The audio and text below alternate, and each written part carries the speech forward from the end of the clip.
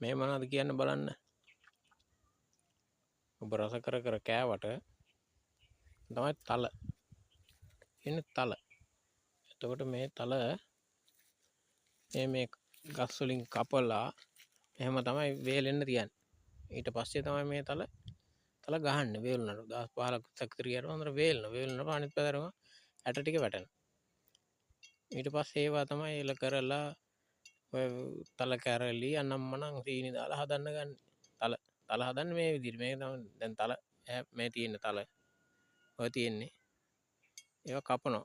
පැහැීගෙන එනකොට කපනවා. කපලා මෙන්න මේ විදිහට ගන්නවා.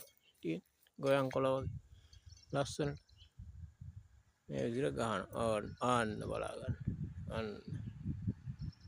ඊට පස්සේ මේවා තමයි ඔය කඩවල වලට දාන්නේ තල ඇට. ගහලා ඇට සුද්ධ කරලා කඩවල වලට දාන්න ඕනේ. කම්ම තල කන්න බෑ මහන්සි වෙන්න ඕනේ. තියෙන තල ඇටේ.